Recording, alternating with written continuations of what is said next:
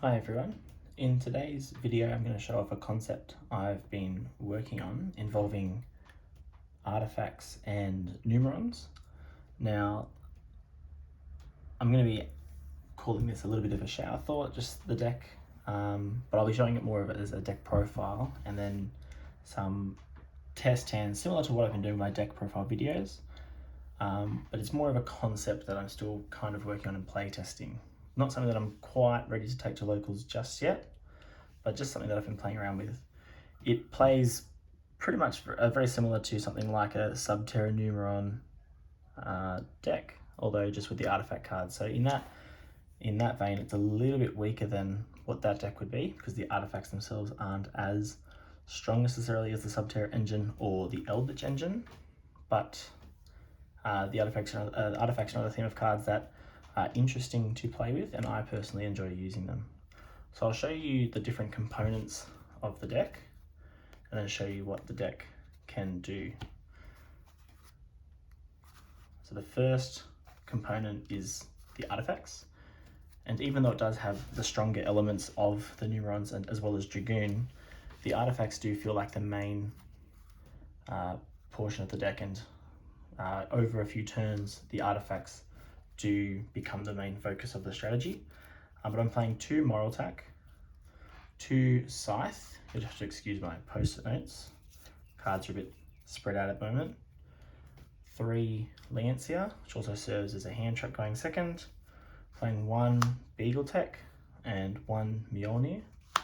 So if you don't know what the artifact cards do, they all summon themselves from the graveyard if they're set, so they can all be set as a spell trap, and then if they're destroyed during your opponent's turn, they will special summon themselves, and they'll usually all have effects on summon, except for Lancia. So Moral Tack, when it's summoned, pops a card. Scythe is obviously an extra deck lock, running 2 of those. Lancia is Lancia. Beagle Tech pops 2 of your own spells and traps, which is usually when you're popping other artifacts if you have them. And Mjolnir is a reborn, so when it summons itself, it brings one out from the graveyard, which is a pretty good extension when needed. The other artifact cards we're playing are triple Artifact Ignition, which pulls out artifacts from the deck, triple Post-it Note Sanctum, triple Trap Trick, and double Heavy Storm Duster. So this is all part of the artifact engine. Storm Duster is great, it's spell trap removal. Combined with something like Zexal, it's pretty good because if it is some kind of control deck, they're going to be setting cards. If it's a combo deck, Zexal's already stopping them. They might still set some cards, so Storm Duster kind of comes in handy there. But it's another target off Trap Trick to trigger some of your artifacts if you need to. But that's the artifact engine. There's obviously a little bit more in the extra deck. The Numeron engine is pretty standard. Oops, got 3 Numeron Wall, which of course can be discarded to activate Numeron Network directly from the deck. So running 3 Network, only running 1 Calling. In this deck, Zexal just gets you started, and then the artifacts take over from there. So you're using Zexal to kind of get started, and then the artifacts become the focus. Playing 3 Memories of Hope. I'm still playing around with the numbers on this. I'm not sure where I stand on Memories of Hope, because Avarice is another card that could be used. However, Memories of Hope is live quicker, but then there are times when it's completely dead. So after turn 1, Memories of Hope becomes next to useless if you've already gone through Zexal, but then Pot of Avarice becomes useful more later on, but then turn 1 Avarice is nearly always useless as well. So still playing around with the ratios on that one.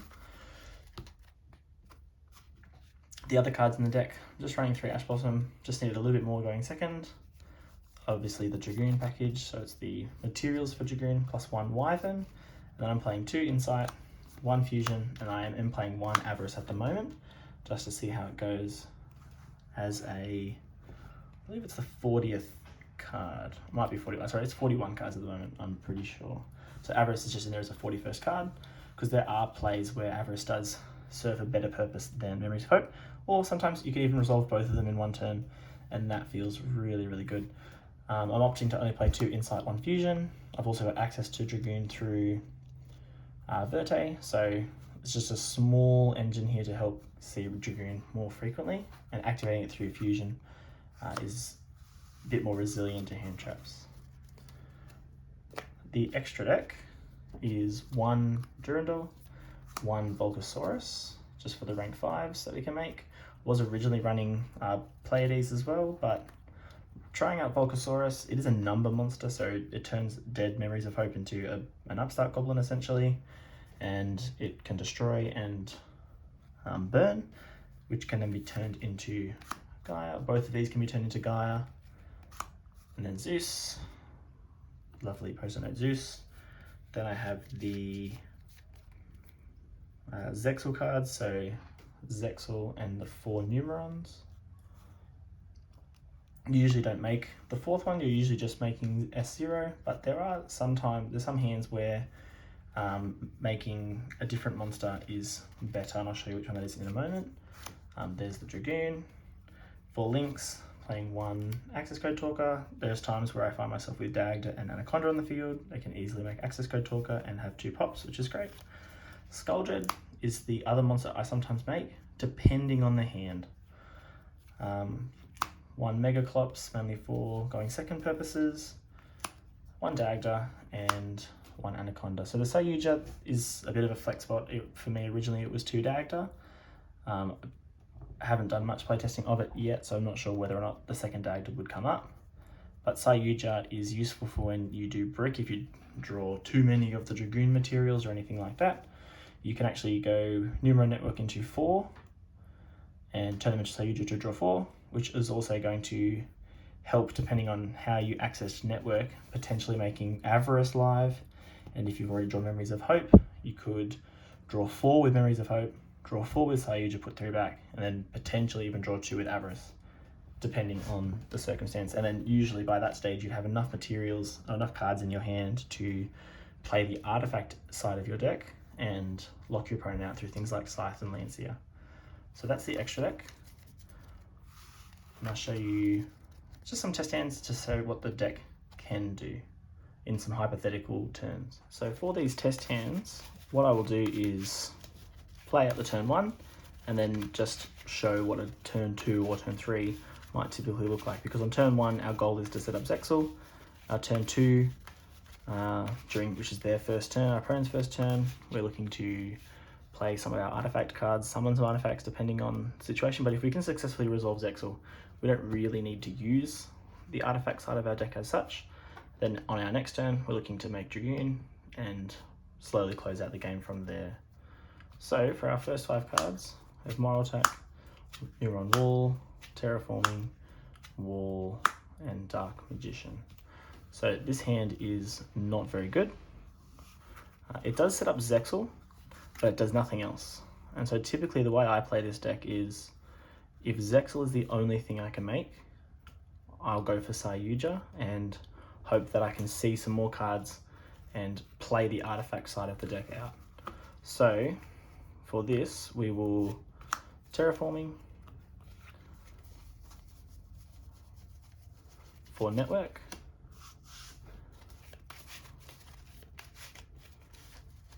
Now I know Droll is quite popular in the meta at the moment, so that would hinder this deck's success, but this is not by any means a meta deck. At locals though, can definitely do some cool things. So we're using Network, sending the Calling, and for this hand we're going to summon out all 4. So no access to Zexal, but we'll be able to fix up our hand a little bit and hopefully play the game a bit better. Obviously if we had Memories of Hope here, it would be insane, but we don't. So we'll make Sage. Actually, what we should have done, instead of using Terraforming, let's hang on to Terraforming. Let's use a Wall, because that's going to put our 5th card in grave, just in case we do draw the Pot of Avarice. It also does play around Droll in this instance, so we'll get the draw of Sayuja. So draw 4. Okay, so those cards are obviously a lot better. We can put back 3. We don't really need any of these other pieces. So going into our opponent's turn, just before we put these ones back. Obviously Lancia will be helpful. Scythe, so we can already pull off Lancia Scythe with these, and we'll just have the moral tax still set as well. Won't be able to trigger that this turn, but that's looking pretty strong. So yeah, we'll put those three back.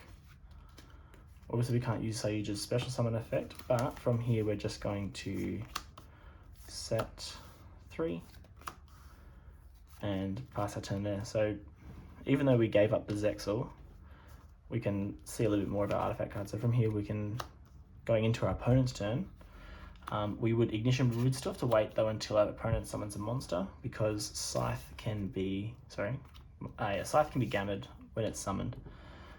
So we wait till our opponent summons a monster. When they summon their monster, we can artifact ignition, pop the Scythe will come back, and then it's we pop the Scythe, and the second part of ignition will activate to set as a card. And from here, we've already got moral attack and Scythe, so we probably set the Mjolnir here. Because depending on where this turn would go, we could use the Mjolnir to bring back one of our artifacts. We can also attribute the Lancia, and our Scythe's coming back. So now they're locked out of the extra deck. They're under Lancia, so they can't banish. So depending on the deck, that's a pretty good lockout from there. And there wouldn't be much they could necessarily do, depending on the deck, obviously. Hypothetically, we use our Ash at some point during their turn. These cards are useless, but we've got our Skull Dread and our Scythe on 2500 because of Skull Dread. Going into our next turn, we draw an Ash. But what we could do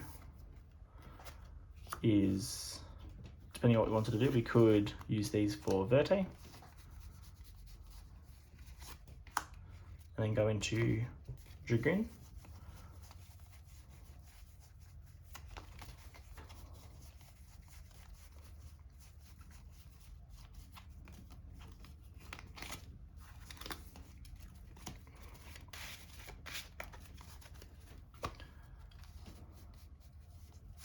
So that's one play we could do. Or we could make Dagda. The only downside to making Dagda is we've got really no way to trigger the Dagda's effect.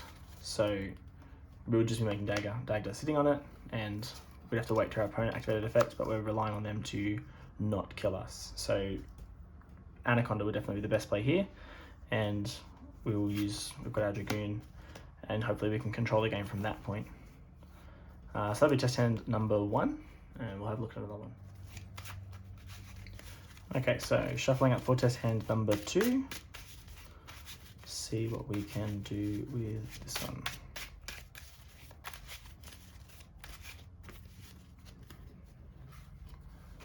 Okay, so we've got Ignition, Ash, Red Eyes Black, Trap Trick, and Sanctum. So with a hand like this, we're not doing too much. This is not a good hand at all. So this hand would just be setting some cards. So it'd be setting a Sanctum, setting a Trap Trick, and setting the Ignition. Now, something I've considered in this deck is alternate Trap Trick targets that would help to disrupt. Because going second, hypothetically, if we were going second, our traps don't really help in board breaking. Obviously, Sanctum can bring out Moral Attack, which pops a card, but it can be disrupted. So the trap element of the deck isn't as strong going second as it could be. Obviously, things like Ice Dragon's Prison or Torrential Tribute, Solemn Strike, they can be a lot more useful in board breaking. But in this build, I've not opted to run them, so this is not very good. Our only real play is to Sanctum for Scythe once they've committed to a monster, playing around Gamma.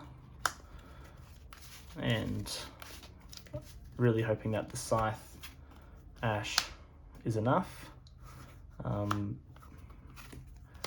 Obviously we can Trap Trick, depending on what deck it is. If it's something without back row, Trap Tricking for Sanctum would be ideal in end phase. Although by Sanctuming in our turn, we lose our battle phase, so that would be an unfortunate part, but at least it does give us a play. For example, going into Dragoon, we would draw for our turn, it's a Scythe. Not that great, so we'd be Sanctum, Well, actually, what we would do here in this case, going into our turn, we would Sanctum, bring out a monster. Actually, no, with no battle phase. Never mind. I was going to say we could use our 2 level 5s to go into Durandal, go into Gaia, go into Zeus, but we don't get to attack that turn. So Dragoon would be the way to go there. And just using its pop effect, obviously not battling, but try and control the board that way. And we'll go straight into testing number 3. That one's a bit shorter. But hopefully you can see it is a similar kind of play style to the other decks that involve Zexal and Dragoon. It just uses the artifact because the artifacts are another deck that can play nicely with the Numeron cards because you're not really summoning monsters on your turn, doing everything on your opponent's turn. Just makes use of an archetype that doesn't really get as much attention as an archetype, more just for its 1 or 2 couple of cards. Okay, so this hand is really cool. We do have plays outside of Zexal as well, so we could probably just go for Zexal in this hand. Going for Zexal with this one would be good. So we'll network to send calling, although it does feel really good to resolve memories and to Sayudra in 1 turn, to dig 8 cards into the deck, putting back 3. But for this one, we'll just go 3. Activate our Memories of Hope to draw 3.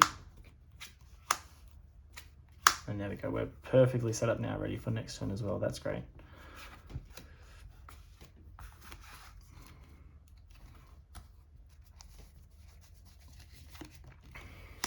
Overlay for Zexal, far right. And could probably just hold. We don't need to really activate the inside. We'll fire off the inside. Just so that we're thinning the deck a little bit. Getting the Wyvern out. Getting the Fusion to hand. Obviously Wyvern's really great because if your Dragoon does get outed, we're not really normal summoning anything in this deck, so Wyvern will always be live to bring back Dragoon if we need to. Obviously we can bring back a Red Eyes monster if we really need a monster, so we can bring back a Red Eyes Black, but it's much better to, I think, hold it for the Dragoon if it gets outed. So from here, obviously we can set 3.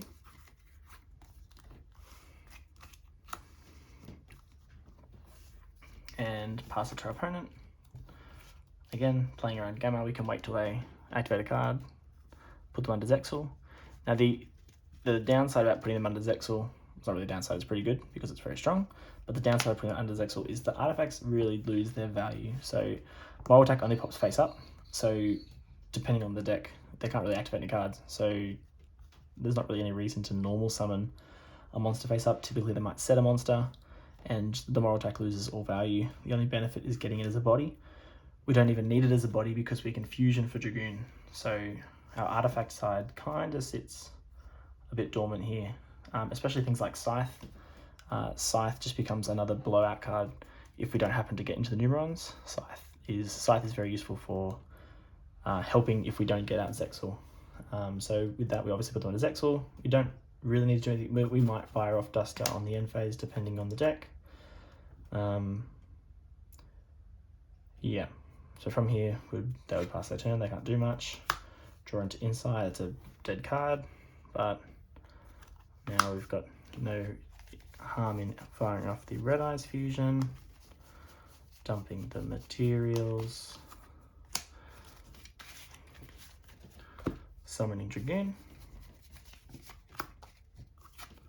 And now going into our opponent's turn, obviously they were already set, we've still got the cards in hand. We wouldn't have used the Ash because they wouldn't have activated anything.